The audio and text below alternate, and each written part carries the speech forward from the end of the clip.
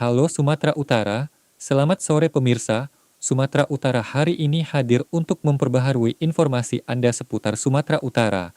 Kami kembali hadir menjumpai saudara pada edisi Minggu 3 Maret 2025. Berikut informasinya.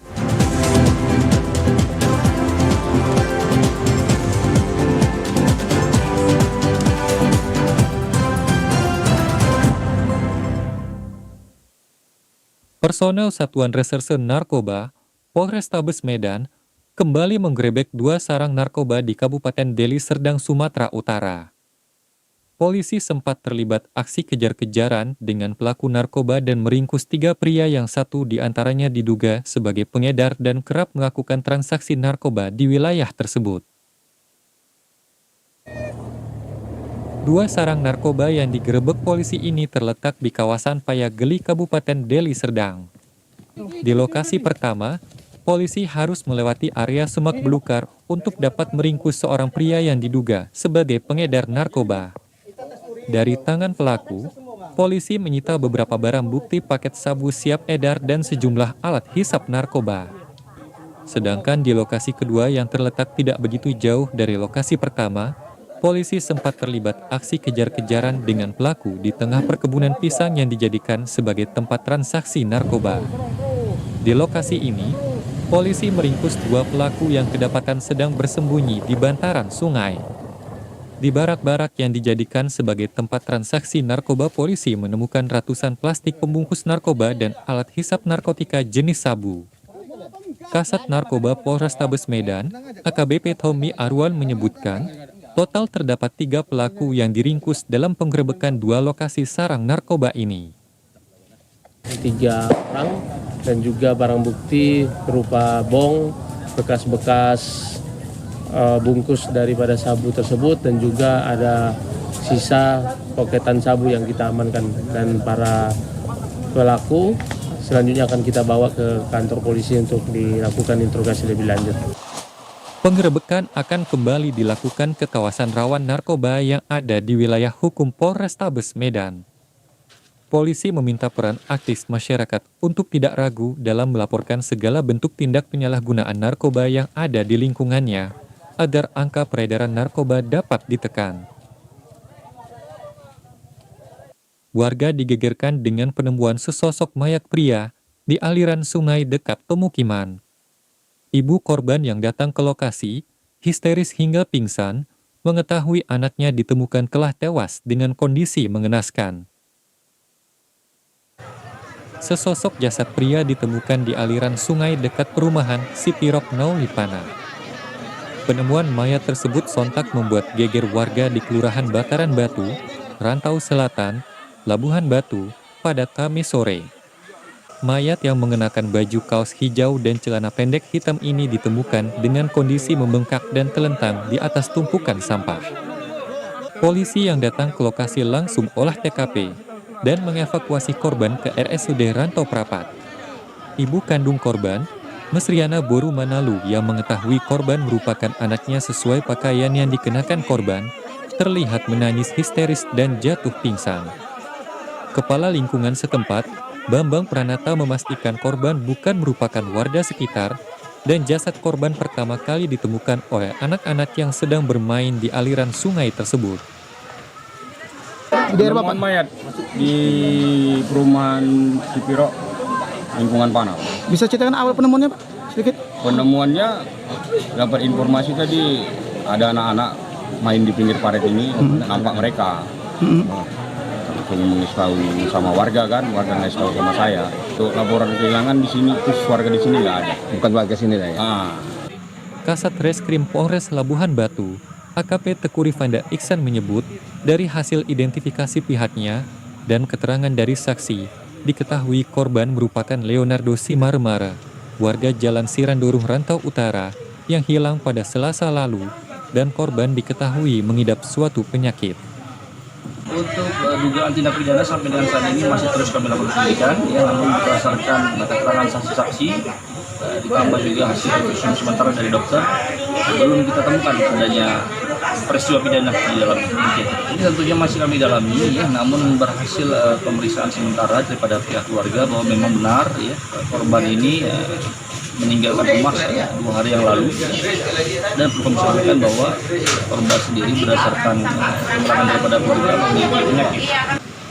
Kasus penemuan mayat ini masih dalam penanganan pihak kepolisian dan terus melakukan penyelidikan untuk mengungkap penyebab pasti kematian korban.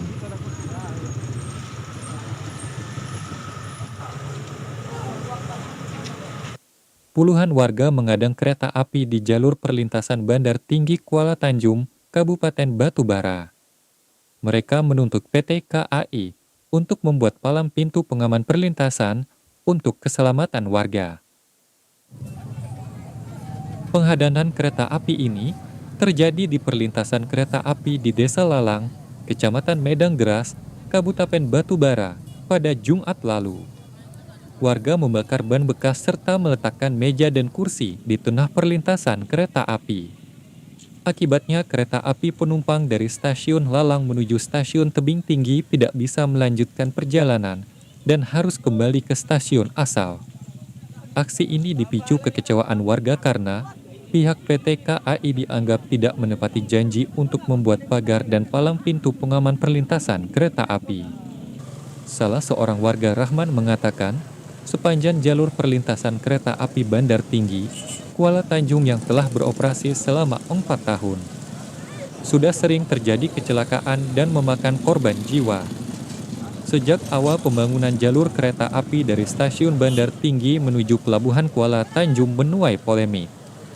Karena posisi perlintasan kereta api sejajar dengan jalan raya, sehingga menyulitkan warga yang mau keluar dan masuk ke permukiman. Warga meminta PT KAI untuk menonaktifkan sementara jalur perlintasan kereta api menuju Pelabuhan Kuala Tanjung hingga tuntutan warga dipenuhi. Jadi kami di sini merasa terpanggil, Bang. Terpanggilnya kenapa? Korban terus berjatuhan, palang kereta api pun tidak kunjung diperbuat. Puluhan ibu-ibu dari berbagai desa di kota Gunung Sitoli mendatangi SPKT Polres Nias untuk melaporkan dugaan tindak pidana penipuan yang mereka alami. Dari seorang pria mengaku, oknum LSM menjanjikan dapat mempekerjakan mereka di dapur makan bergizi gratis dengan mengutip sejumlah uang dari para korbannya. Sebelum mendatangi Polres Nias, puluhan ibu-ibu dari 25 desa di wilayah kota Gunung Sitoli mendatangi rumah milik seorang pria yang mengaku bisa mempekerjakan mereka sebagai juru masak di dapur makanan bergizi gratis usai membayar uang Rp1.300.000 untuk setiap satu kelompok masing-masing desa. Aksi penipuan yang dilakukan pria berinisial AM ini terungkap setelah menyetorkan uang langsung ke rekening pelaku. Namun tidak ada kelanjutan kerja yang dijanjikan. Untuk itu mereka menagih kembali uang mereka. Namun, saat didatangi sejumlah korban, rumah pelaku di kawasan Kelurahan Pasar Gunung Sitoli tersebut kosong, dan istrinya mengaku tidak tahu kemana dan belum pulang ke rumah. Seorang korban, Junitri Nonita Zebua dan Asmita Zebua mengatakan, sejak November 2024, 13 orang per desa yang direkrut pelaku dan dibuatkan dalam WA grup atas nama lembaga tertentu, sehingga para korban merasa yakin atas janji pelaku. Karena merasa ditipu dan tidak kunjung adanya pekerjaan yang dijanjikan, akhirnya para korban membuat laporan resmi di Polres Nias berikut membawa sejumlah bukti. Jika boleh, jika memang pekerjaan ini meyakinkan, kami lanjutkan. Tapi jika tidak, mohon uang kami dikembalikan.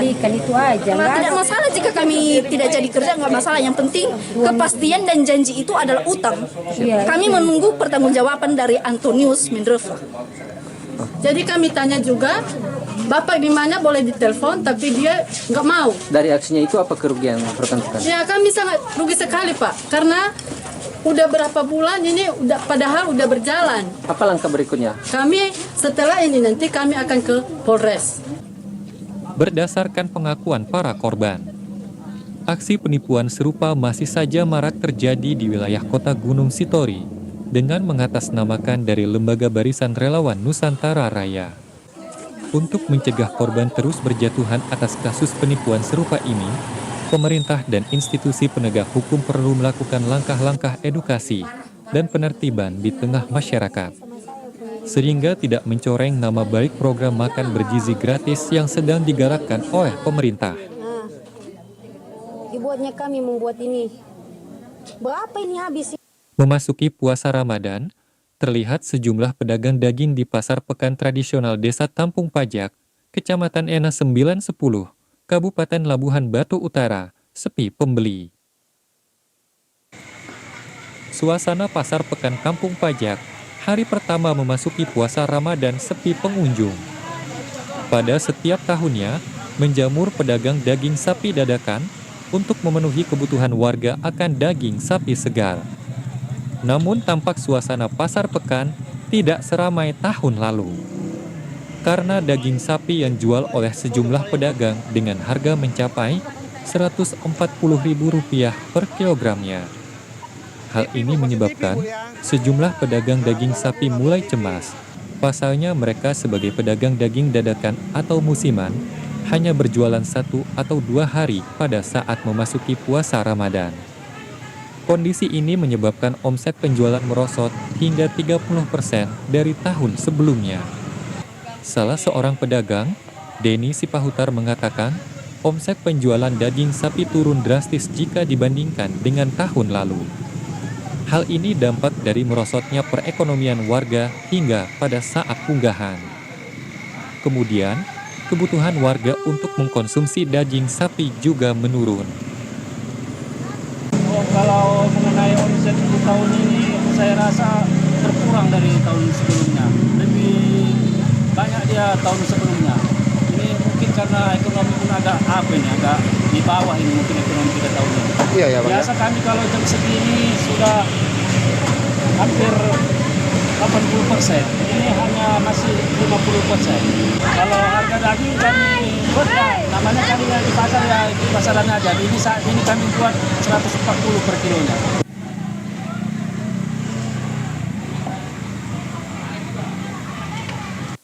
Pemirsa, kami akan segera kembali dengan sejumlah informasi lainnya.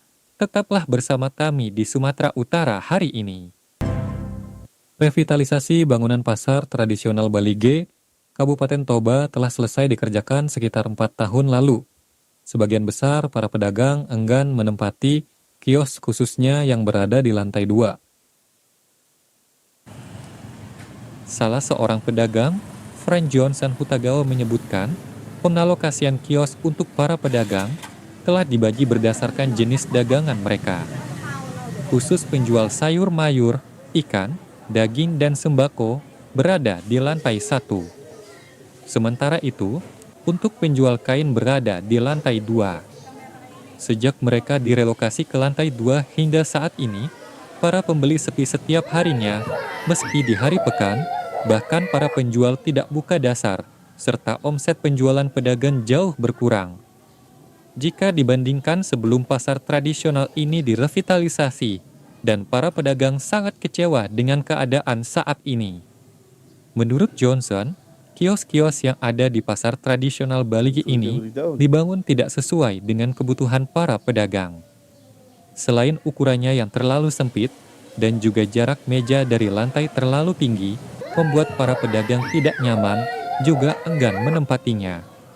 Selain itu, untuk tangga masuk ke lantai 2, menurut para pedagang terlalu jauh dari pintu masuk.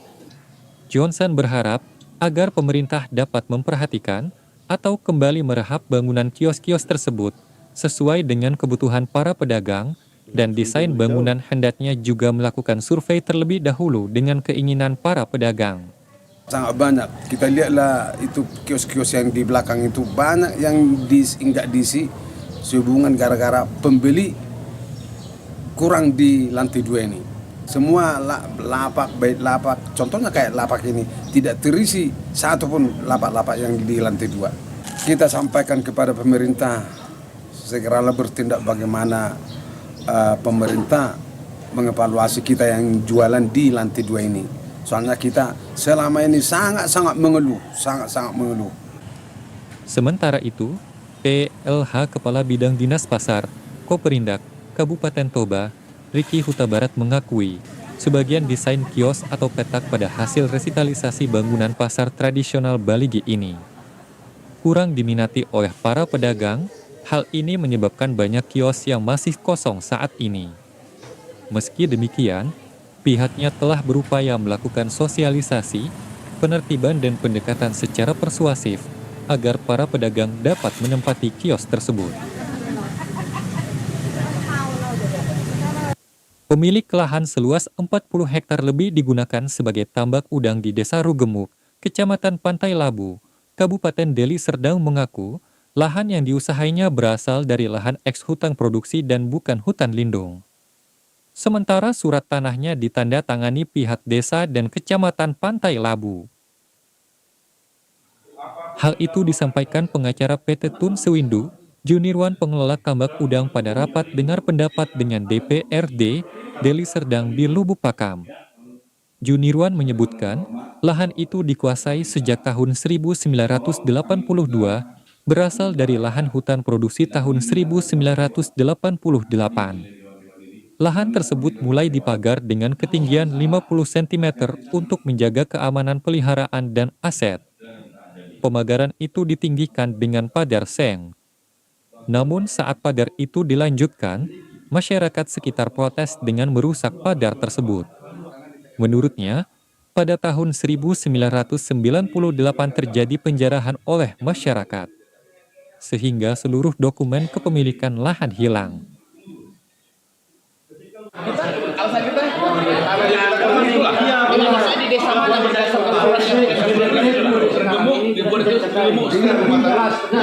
Dulunya gitu.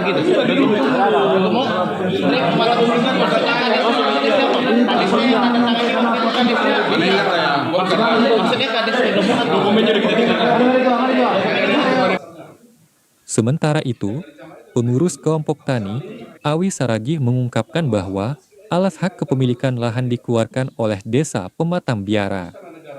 Sementara lahan itu berada di Desa Rugemuk, Kecamatan Pantai Labu. Dengan dokumen itu, Awi menduga alas hak lahan adalah salah objek. Menjawab hal tersebut, Junirwan mengakui bahwa alas hak kepemilikan lahan tersebut dikeluarkan Desa Pematang Biara. Karena sebelumnya Kepala Desa Rugemuk tidak bersedia mengeluarkan alas haknya. Disebutkan setelah muncul Undang-Undang Cipta Kerja, pihaknya saat ini sedang mengajukan permohonan ke kementerian untuk dapat menyelesaikan apa yang mereka hadapi. Dia mengaku tidak mengetahui bahwa sebagian lahan mereka masuk kawasan hutan. Menanggapi hal tersebut, Ketua DPRD Zaki Syahri yang memimpin rapat dengar pendapat Deli Serdang mengatakan, ada kemungkinan Kepala Desa Rugemuk sebelumnya mengetahui lahan itu terkena kawasan hutan, sehingga tidak mau mengeluarkan keabsahan surat tanah tersebut. Pemirsa, kami akan segera kembali dengan sejumlah informasi lainnya. Tetaplah bersama kami di Sumatera Utara hari ini.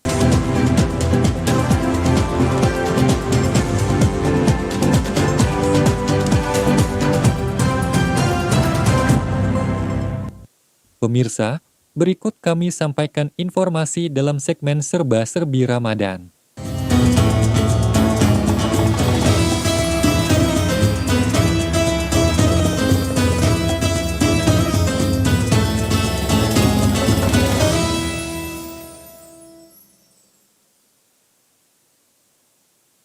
Memasuki bulan suci Ramadan 1446 Hijriah, Polda Sumatera Utara mengajak mahasiswa aliansi, BEM, dan organisasi kepemudaan menggelar kegiatan bakti sosial untuk disalurkan kepada masyarakat yang membutuhkan. Kapolda Sumatera Utara, Irjen Pol Wisnu Hermawan berharap kegiatan ini dapat mempererat hubungan antara kepolisian, mahasiswa, dan masyarakat luas.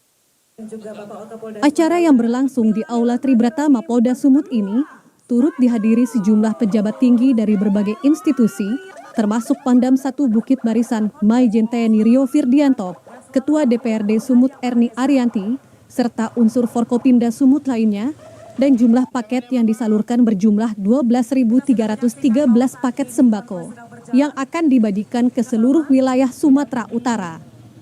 Bantuan sosial yang disalurkan dalam kegiatan ini berisi berbagai kebutuhan pokok dan penyaluran dilakukan melalui jajaran kepolisian di tingkat Polda, Polres, hingga Polsek. Kegiatan ini juga dilaksanakan secara nasional yang melibatkan 36 Polda dan lebih dari 500 Polres di seluruh Indonesia. Kapolda Sumatera Utara, Irjen Pol Wisnu Hermawan mengatakan, kegiatan ini merupakan bentuk kepedulian Polri dan instansi terkait terhadap masyarakat, khususnya menjelang bulan suci Ramadan.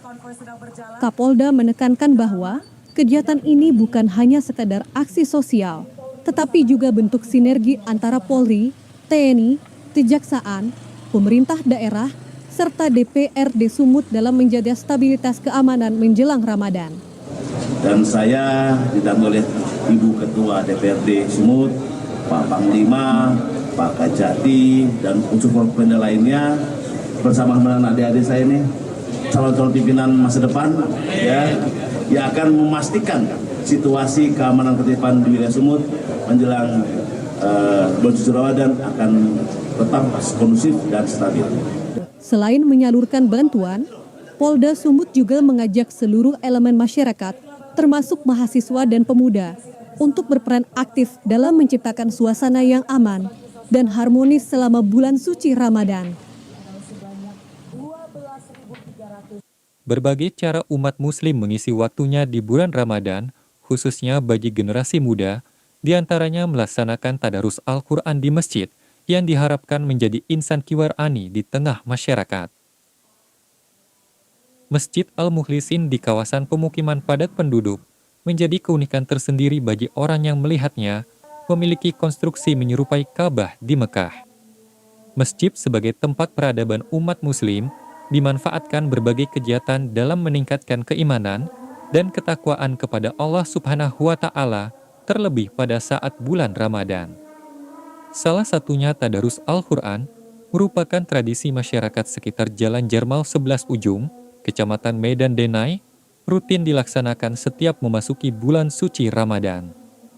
Secara bergiliran, sekelompok anak-anak bertadarus membaca dan memahami isi kandungan Al-Quran, dibimbing oleh seorang ustadz. Tadarus Al-Quran dikatakan Al-Ustadz Miswar Ritonga. Kegiatan ini merupakan tradisi masyarakat sekitar di Masjid Al-Mukhlisin, melibatkan sekelompok usia mulai dari anak-anak usia dini, remaja, hingga orang dewasa. Untuk pelaksanaan tadarus Al-Quran dilakukan usai sholat subuh hingga memasuki waktu berbuka puasa. Tentunya, dengan tradisi tadarus Al-Quran di kawasan Panglima Denai ini, diharapkan memberi bekal bagi generasi muda untuk dapat berkembang berakhlak mulai menjadi insan yang kiwarani.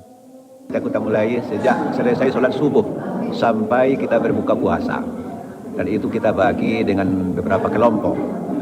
Kelompok pertama anak-anak SD yang mengikuti pengajian di masjid kita ini. Tentunya dengan kita adakan tadarus ini, kita berharap supaya remaja-remaja kita di lingkungan kita ini menjadi generasi yang Qurani semua. Ya, walaupun tidak tercapai 100%, tapi kita harapkan masih banyak anak-anak kita ini yang cinta Al-Quran, itu harapannya. Tadarus Al-Quran di bulan suci Ramadan menjadi momentum untuk dapat meningkatkan iman dan takwa terwujudnya generasi berakhlakul harimah di masa mendatang. Masjid merupakan sebagai pusat peradaban umat muslim untuk meningkatkan keimanan dan ketakwaan kepada Allah Subhanahu wa Ta'ala, khususnya di bulan Ramadan. Sebagai pusat peradaban umat muslim, masjid memberi pengaruh dalam pembinaan masyarakat termasuk moral, mental, dan spiritual. Salah satu Masjid Syarif Nur Hidayah menjadi tempat strategis dalam pembinaan untuk menjadi insan bertakwa dan menggali potensi umat melakukan kegiatan syiar, keilmuan, sosial ekonomi, budaya, dan seni, khususnya bagi masyarakat Marelan, Tanah Ratus. Memasuki bulan suci Ramadan, masjid tentunya dilakukan berbagai kegiatan dalam meningkatkan keimanan dan ketakwaan kepada Allah Subhanahu wa Ta'ala, khususnya bagi generasi muda. Dengan semangat berikhtiar semata karena Allah, keberadaan Masjid Syarif Nur Hidayah dapat dikembangkan sebagai pusat peradaban untuk kepentingan umat, sehingga menjadi amal jariah untuk mendapatkan kebahagiaan. Semua umat Islam punya cita-cita untuk agamanya. Bagaimana supaya motivasi umat itu lebih dapat mendekatkan diri kepada Tuhannya yang melalui masjid. Sujud dia kan gitu, supaya lebih tahu dia dunia ini hanya kita tinggalkan ini, mati itu pasti. Amal jariah inilah ketika kita sholat meninggal nggak ada lagi amalan sholatnya, haji dan sebagainya. Tapi kalau kita meninggal, amal jariah wakaf seperti yang kita lihat ini, itu ada merupakan satu bakal yang paling baik.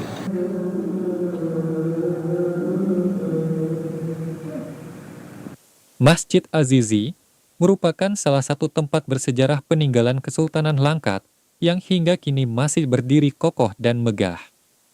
Masjid yang berusia lebih dari 121 tahun ini selalu ramai dikunjungi para jamaah, khususnya di saat bulan suci Ramadan. Umat Muslim di berbagai daerah biasanya ramai mengunjungi masjid, khususnya masjid tertua dan bersejarah, untuk beribadah serta iktikaf, menunggu datangnya waktu sholat.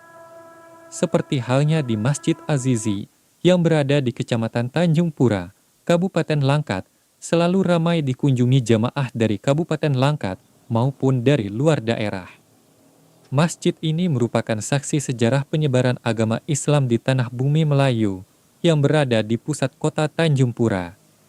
Masjid yang didominasi dengan warna kuning ini sangat kental dengan budaya khas Melayu. Namun, ornamen Hindia, Persia, Arab, dan Turki menghiasi bagian masjid ini. Ornamen perpaduan kebudayaan terlihat dari ukiran di luar maupun di dalam masjid. Jendela dan bentuk kubah yang estetik, ditambah lagi menara yang menjulang tinggi.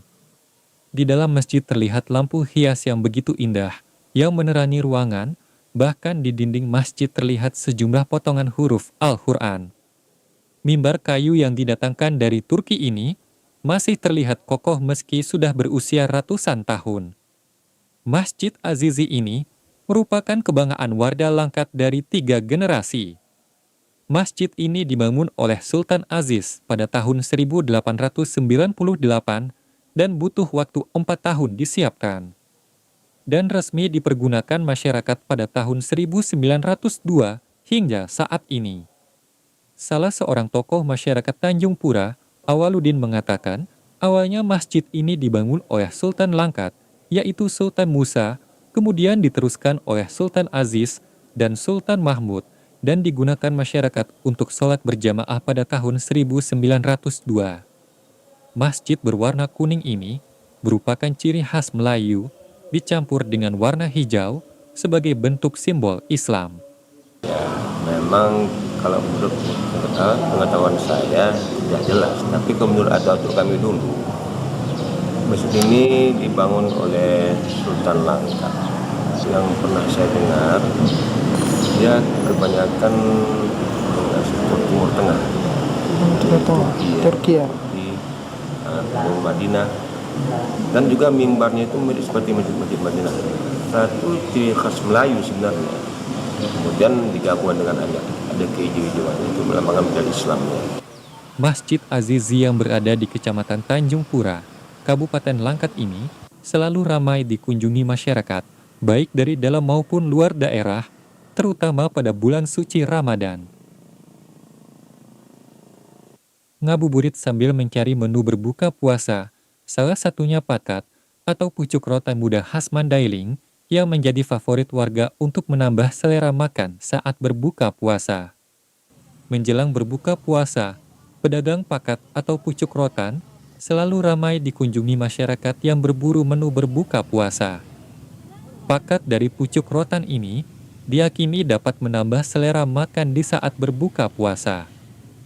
Panganan ini biasanya hanya dapat ditemui pada bulan Ramadan.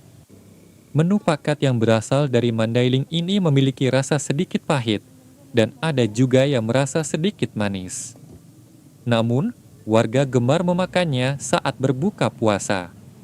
Biasanya saat mencicipi pakat ini, warga menggunakan cabai dan irisan bawang merah, sehingga rasanya cukup nikmat yang mampu menambah selera makan saat berbuka puasa.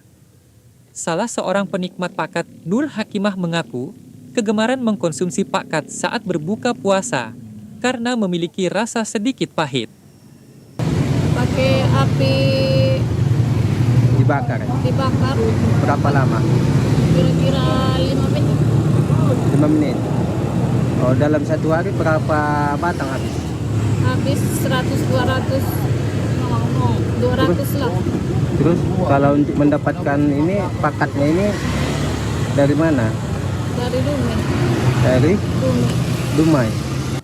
Sementara itu, untuk pengolahan pucuk rotan muda ini dilakukan dengan cara dibakar di atas bara api sehingga pakat matang dan kenyal.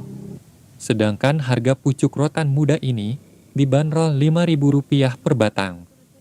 Kan kita beli kan yang dipanggang, Udah matang. yang udah matang. Terus kalau sudah untuk dimakan itu harus biasanya kita pakai cabai kawannya.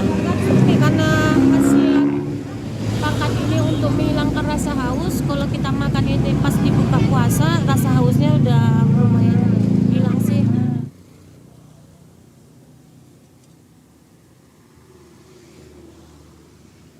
Berikut informasi perakiraan cuaca di sejumlah daerah di Sumatera Utara dari Badan Meteorologi, Klimatologi, dan Geofisika Wilayah 1 Medan berlaku pada hari Senin 3 Maret 2025. Assalamualaikum warahmatullahi wabarakatuh.